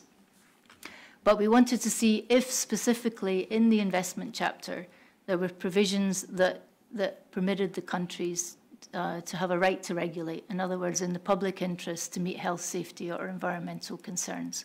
And we found indeed that most agreements do have such provisions. We also looked at protection of the environment and human rights, again, specific mentions in the investment chapter rather than in general, and whether there was reference to labor, corporate social responsibility, sustainable development, etc. We also looked for references to corruption and if there were any commitments on technical cooperation or capacity building. With regard to the institutional framework, we wanted to know specifically if there was a committee or any other kind of institutional framework that was established by the investment chapter itself.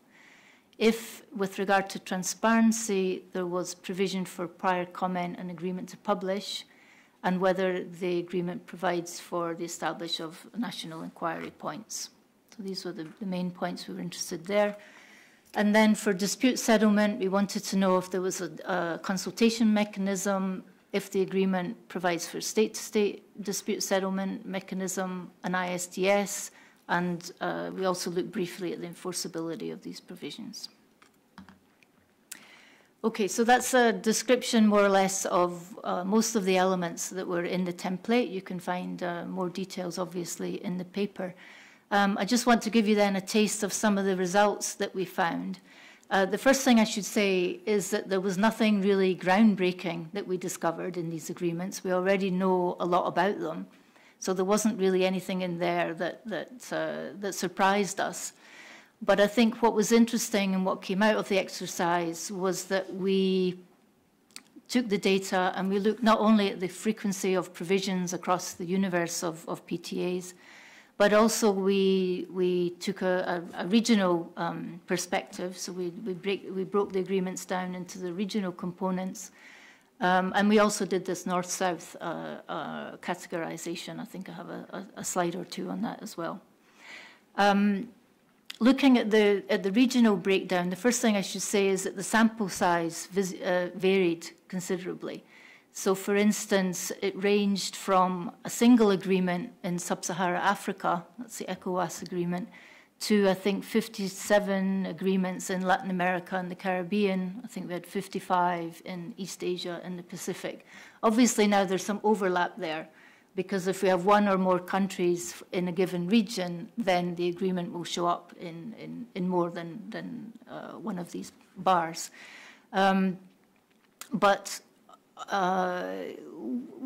We have a lot of information for East Asia and Pacific, Latin America, North America, not so much perhaps for some of the other. We have 10 EFTA agreements that we looked at, and with regard to the EU, we looked at 14 agreements. We didn't look at the EU itself, nor did we look at the various enlargement agreements. So with regard then to the definition of investment, what did we find? Well, we found that a quarter, or 25% of PTAs provide for this asset-based definition, so something that's similar to what we find in BITS. The enterprise definition accounts for less than 10% of PTAs. That's the orange bar. You can see that the agreement in sub-Saharan Africa uses that, but it's not present much elsewhere, a bit in North America and Latin America, but not much elsewhere. The mixed definition, however, as I mentioned previously, accounts for almost 50% on PTAs. So this is the definition that combines elements of both asset-based and enterprise-based definitions. Now, obviously, you could take these definitions and break them down further.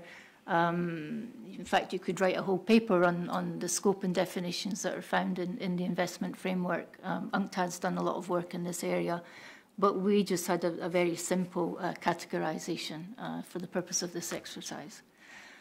And then lastly, 17% of the PTAs that we looked at use a definition which is based on commercial presence. And that's the yellow bar, and that's particularly in the EU, EFTA, Central Asia, and to some extent in the Middle East and North Africa, although there we only have 4 agreements, so it's not a very representative sample. I'll go quickly over some of these other ones because not much time is remaining. But you can see here what we tried to look at was this further elements related to the scope of the investment framework. So we looked to see whether permanent residents were included in the definition of investor. That's the blue bars. If there was a denial of benefits clause, that's the gray bars. Whether investors are limited to substantive business operations, that's orange. And whether the agreement covers national and subnational levels. With regard to pre-establishment conditions or investment liberalization, we found that 88% of PTAs provide for national treatment in the pre-establishment or acquisition phase of the investment, and a lower percentage, unsurprisingly, provide for MFN treatment. Okay. And again, there's a breakdown by region there. On the investment protection side, there the provisions are stronger. We found that all PTAs that we surveyed provide for national treatment in the post-establishment phase. and 82% provide for MFN treatment in that phase. The ones where MFN treatment is not as common is in South Asia and in EFTA. We found that only, I think, 4 of the 10 EFTA agreements that we looked at provide for MFN treatment in the post-establishment phase. With regard to investment protection, there we do see some quite considerable regional variation.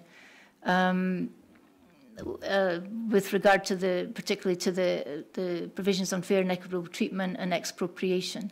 The EU agreements do not have such provisions, at least the ones that we looked at. This is changing now. I think CETA may well have these provisions, but it wasn't one of the agreements that we looked at. And likewise, the EFTA agreements don't tend to have much on fair and equitable treatment provisions, nor on expropriation. We also put together a very simple index. You can read more about this in the paper. But basically, we looked at 6 provisions on both the investment liberalization and the investment protection side, and then looked to see what share of these provisions agreements had based on the north-north, north-south, or south-south dimension. We only have one agreement in the South-South categorization. This is World Bank categorizations. Our WTO classifications would be quite different. But there's only one agreement there, so it's hardly representative. More interesting, I think, is the North-North and the North-South comparisons. In the North-North, we have 72 PTAs, and North-South, there were 38. And we see very little difference, in fact, in terms of the share of investment liberalization and investment protection disciplines that these agreements tend to have. So there's not so much difference between them. Again, more details to be found in the paper. With regard to dispute settlement, 95% of PTAs have a mechanism for consultation, and 77% provide for ISDS. Interesting for ISDS, I think, is that the EU agreements do not have ISDS. Again, CETA was not there when we looked at the agreements. And the Central Asian agreements as well don't have provision for ISDS. With regard to social and regulatory goals, we looked at all of these, all of the ones that I mentioned, and we broke them down by the various regional categories. You can see that the right to regulate provision is the one that I think is predominant, followed by provisions on protection of the environment. And again, these are provisions that are only found in the investment chapter. So there may well be provisions on these, but elsewhere in the agreement, and we didn't look at them. So you can analyze these if you should wish to. And then finally, just to give some word about what could be done to expand the analysis, as I mentioned, we didn't look at the lists of non-conforming measures, so we didn't actually determine the extent of investment liberalization, and that might be something that could be interesting for the future. And that would help, of course, develop the indicators that we've covered, but only on a very preliminary basis of deep integration. And it would also, of course, be interesting to extend the scope of the study to include the new PTAs, because it's already these studies tend to be out of date as soon as you finish them. So, thank you. Thank you very much. So I think we have some time for Q&A. So if anyone wants to start with questions for the panel, well, maybe while you think of your question, I actually have one, but I want to split it in two. So actually, I would like to know from Joost, going back to, I think, the last slide that Nadia had. So the next step, one of the next steps is obviously to think about how to measure depth of trade agreements.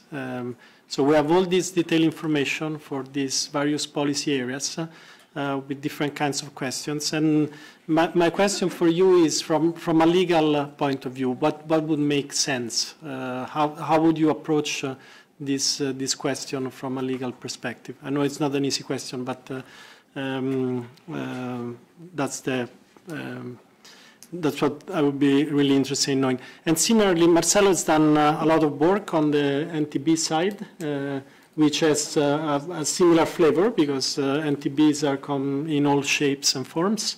And you worked on creating measures for that, the ad valorem equivalent. And so, again, I don't know if you thought about it, but how would you approach the question? So that's from me. Roberta? I have a curiosity on the investment agreement and a question for you. On the investment agreements, my curiosity was, is there any provision related to, for instance, cooperation among countries on setting corporate taxes? And let me say, one rationale for an investment agreement, I would think, is to avoid sort of a race to the bottom, trying to attract FDIs and compete. So I was wondering whether there is anything that goes in this direction, sort of avoid countries to compete to attract FDI from another country, and therefore, for instance, cooperate on corporate taxes, minimum level, something like that. And so the related question instead to the panel is that it would be interesting to sort of have a framework and ask to what extent the provisions that all these RTA cover have an economic rationale. Sort of, is there, what drives all this? Is there sort of are spillover, avoiding negative spillovers a reason why there are, or what is behind that? And maybe this could be an overarching question across all this exercise. Thank you. Any other questions? Yep. Yeah, two questions to Marcelo's result on the impact of these labor clauses. Is there any way to see the direction of that impact? Because there's an asymmetry, I guess, on the labor regulations between the northern country and the southern country, right? And what would be nice, it would be nice to see that the raise is actually coming from the southern countries. The raise of exports is actually coming from that side. And on Nadia's, I think, thank you very much for the presentation. But as you said, there's always a difference between the de jure and in de facto application of rules, right? And this we have actually understood it a little bit more, and you are doing job on how to measure this on tariffs. But I'm wondering, because what you mentioned on this compilation of data is basically again the jure legislation that exists in agreements. ITT has done a bit of work on trying to measure de facto impact of, for instance, NTM measures. But I'm wondering if you have a dream, maybe we all have a dream on how to measure actually what these clauses actually mean, because there is a part of procedures that are going to be also attached to those measures, and how they may actually finally impact enterprises on companies. We can have a first round of answers, and then we see if there are other questions. In terms of order, should we start with Marcelo? I forgot Nadia. Yeah. In terms of the economic rationale, yeah, I fully agree. So I guess right now, for example, we are focusing more when we are thinking about the indices is what, like how, like a way to aggregate in order to see like the impact on outcomes. You would be seeing the other way around. So what are the determinants of these kind of agreements? So I guess this is an area in which research should be done and thinking about a framework. So I fully agree, Roberta. I guess there is a huge agenda on once we have all of this information out. On the implementation, implementation, or what you were saying, de jure, de facto, yeah. So here right now we are just talking about commitments. We are not talking about implementation. You, however, like in the part of preferential tariffs, for example, with the rules of origin, we already are doing this type of exercise saying, okay, this is what is actually taking place in terms of market access, but then when you look at the rules of origin, you see that certain preferences are not utilized. You were mentioning the ITC, so here, again, this is another phase of this project. So we were actually in a previous conference having talks, like just trying to see one way of assessing this implementation is when we just move more towards the private sector, and if there are surveys such as the ones that the ITC is doing, trying to understand, like, from the different commitments that we're finding, what is actually like happening and how the private sector is seeing this.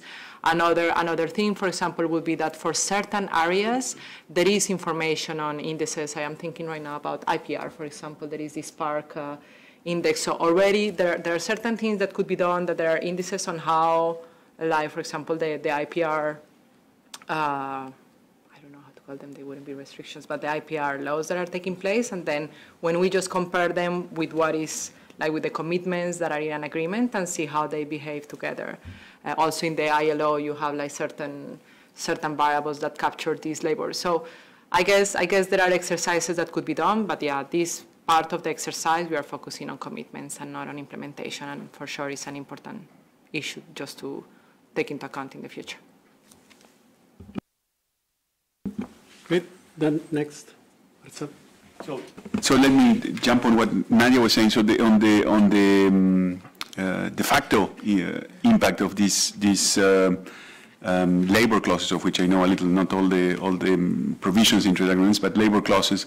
There is work that my co-author Damien Rice has done, and that he has shown, I think with Dora also, that the introduction of these labor clauses actually leads to more violations being identified in the southern countries. So, and this is valid for north-south. So the same kind of things that we're finding that is in north-south trade agreements that labor clause matters, he's finding that the impact on de facto measures, so the number of guys that are fined violating child labor laws or worker abuse laws, etc., increases with these labor standards are introduced in the South. So the other question that you had for me was that we should distinguish between North-South and South-North, and I went super fast, but that's what we do actually. What I showed you was the South to the North. I didn't show you the North to the South, but that's zero. So there is no impact on the North to the South flows. So Roberta asked a question of why are these things introduced in trade agreements? And you asked from an economic point of view the right question: what is the externality? What is the spillover that we're trying to solve by putting these things into trade agreements? I'm tempted to give the traditional answer: this is going to affect terms of trade, and therefore you want them because it affects costs, etc.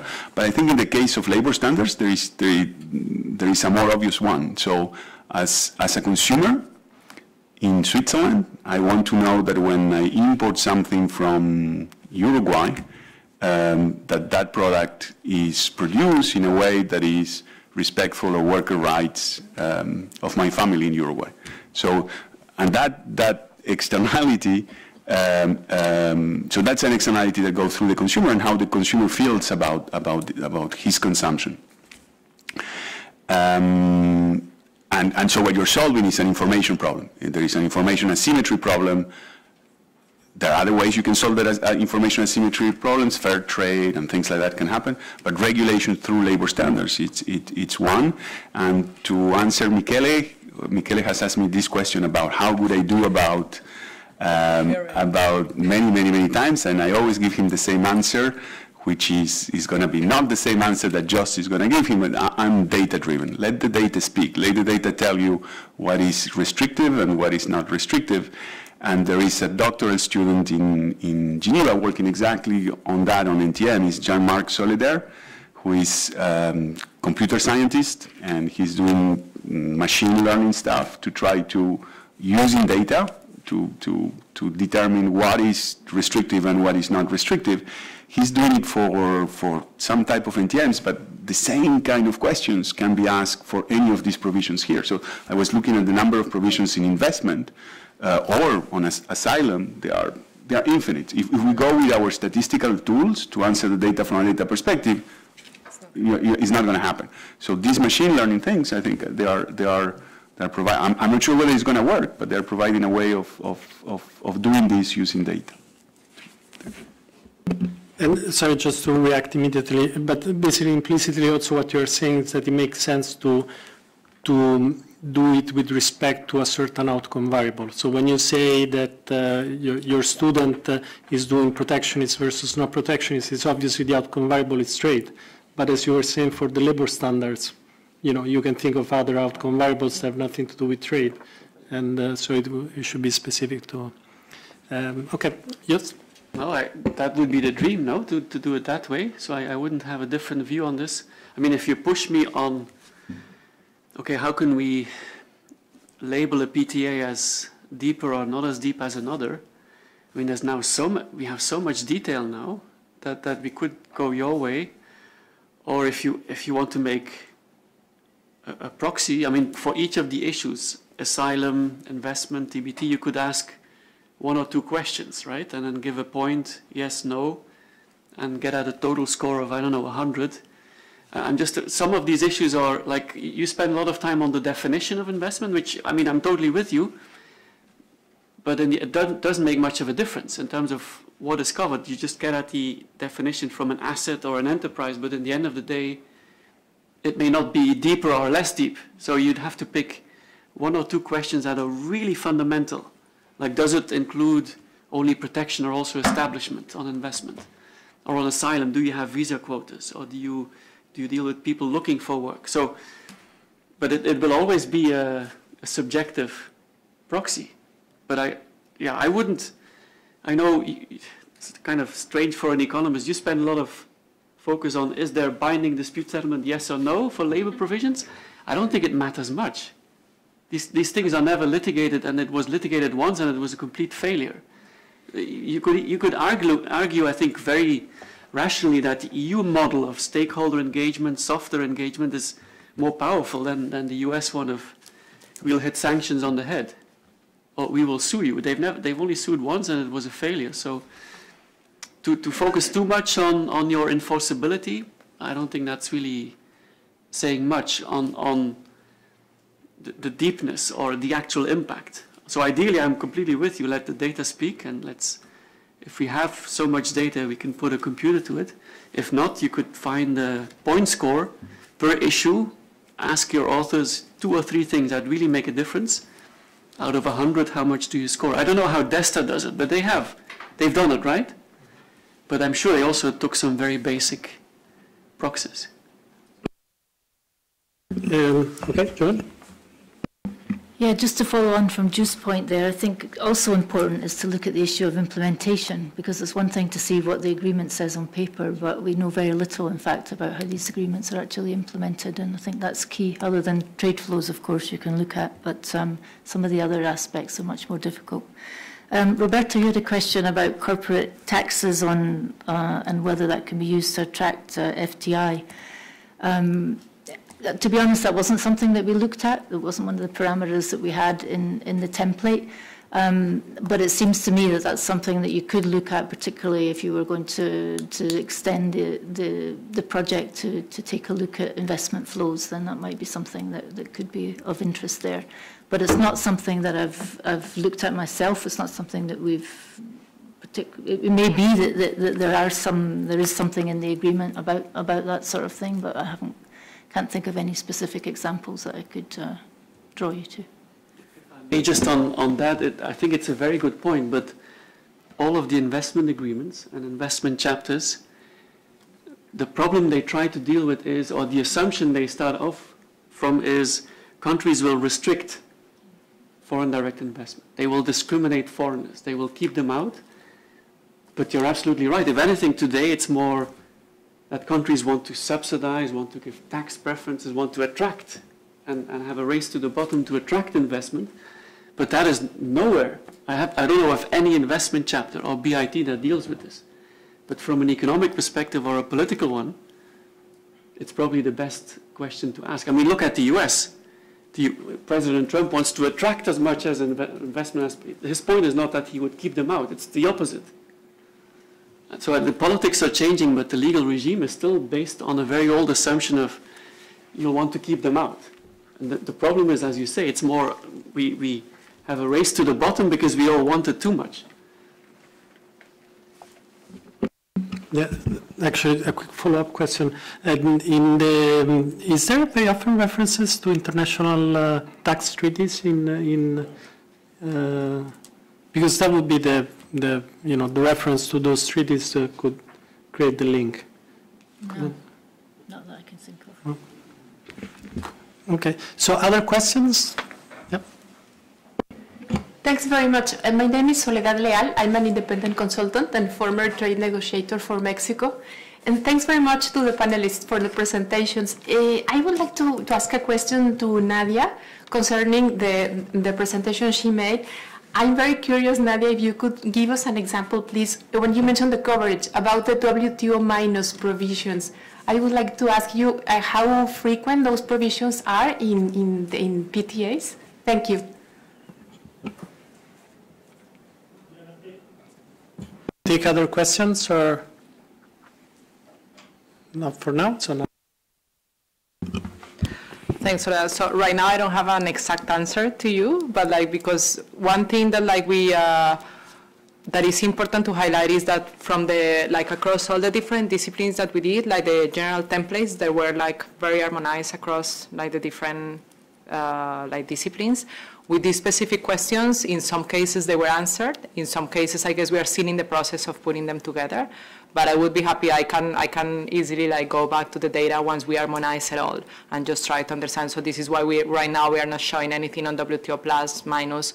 On the discrimination, we just let the authors just show what they were finding, but we are still in the phase of harmonization. But it should be out there. And if I just can add on this, I like this machine learning. This is interesting. So I guess Richard would be happy if he hears that technology is also going to help with the aggregation of deep agreements. But I guess it's something that it would be good to explore, because the issue that we face is that we have so much data that if we just try to do it in the usual way that we think about empirical analysis, we won't be able to do it. So we will try to work on that. I think, just to follow up, I think an example, if I remember, of WTO minus was trade remedies. So trade remedies, sometimes you can exclude, so you promise essentially a country that will not use trade remedies against them, or you use them less. And so that in some sense can be considered as a WTO minus, and also has the negative effect that then if you cannot use trade remedies vis-a-vis your partner in a trade agreement, then you're more likely to use them vis-a-vis all the others. So I think that would be an example, but I'm sure there are others that can be more fitting. Teresa?